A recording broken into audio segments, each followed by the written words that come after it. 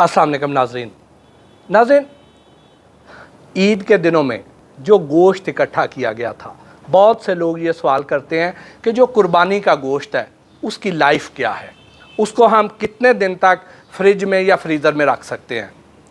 तो आज हम ये चीज़ आपके साथ डिस्कस करते हैं कि फ्रिज में आपने उसको रखना है तो कितने दिन रखना है और किस तरीके से रखना है और किस खाने में रखना है और किस दर्जा हरारत पे रखना है, और ये आपने आइंदा के लिए भी बड़ी संभाल के रखनी है ये शय।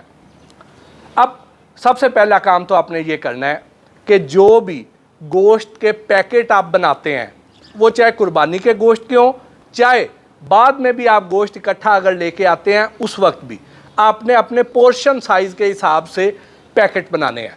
मसलन आपकी अगर एक छोटी फैमिली है और आपके घर में एक टाइम पर आधा किलो गोश्त बनता है, तो आपने आधा किलो के पैकेट बनाने हैं।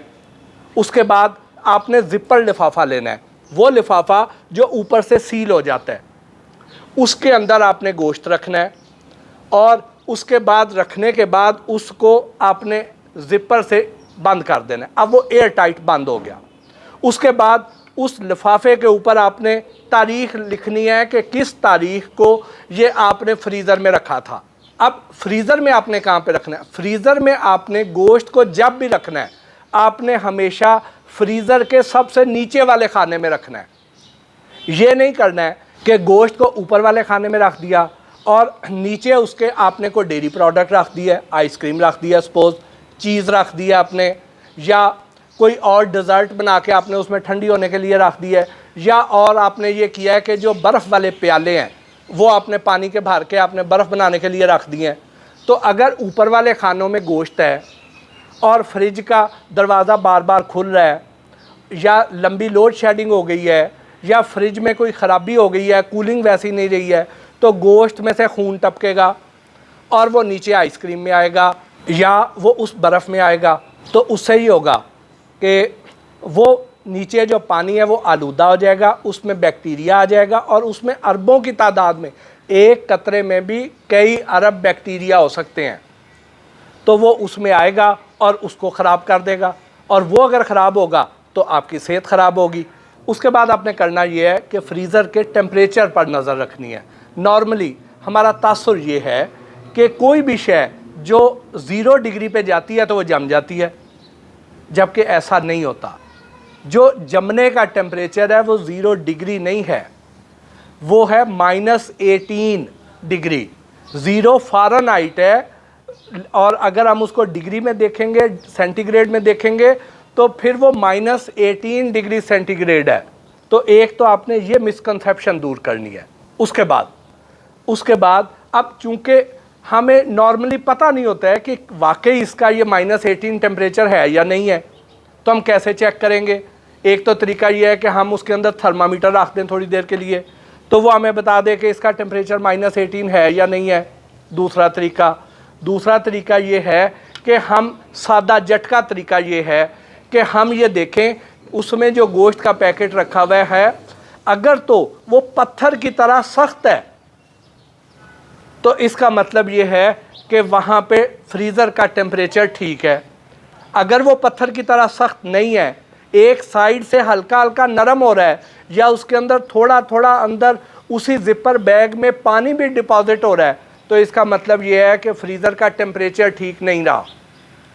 इसका मतलब ये है कि अब उस गोश्त को मज़ीद फ्रीज़र में रखेंगे तो वो दिन ब दिन उसमें बैक्टीरियल ग्रोथ बढ़ती चली जाएगी।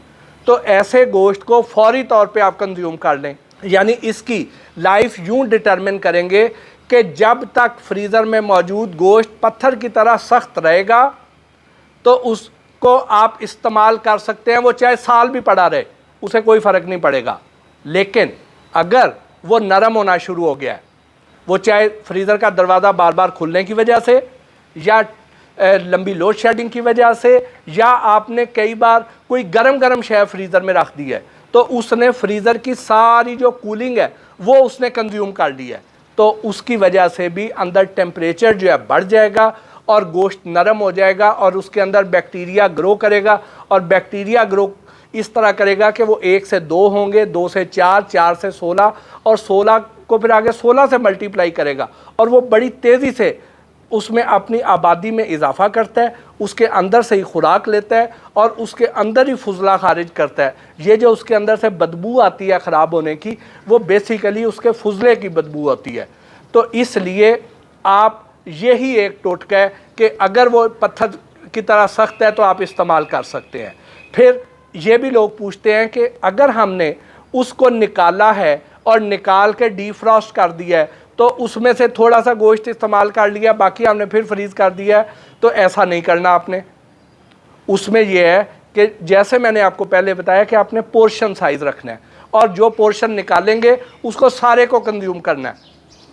जब हम बाहर निकाल के उसको डीफ्रॉस्ट करते हैं, उसके अंदर बैक्टीरियल ग्रोथ शुरू हो जाती है और उसी बैक्टीरिया समेत आपने वापस उसको फ्रीज़ कर दिया और जिस दिन उसको फेवरेबल टेम्परेचर मिला उसने वहाँ पे तेज़ी से ग्रो करना शुरू कर देना है। तो उससे फिर फूड पॉइजनिंग की शिकायत होती है, हैज़े की शिकायत होती है और फिर अगर आपकी इम्यूनिटी ठीक नहीं है तो और बहुत सी बीमारियों का शिकार हो सकते हैं।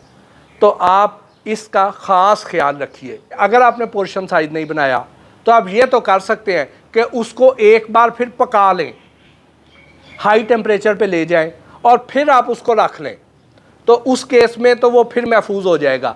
लेकिन कच्चे को ही वापस फ्रीज़र में रखना ठीक नहीं है। इसके साथ ही आज के इस वीलॉग से अपने मेज़बान मोहसिन भट्टी को इजाज़त दीजिए।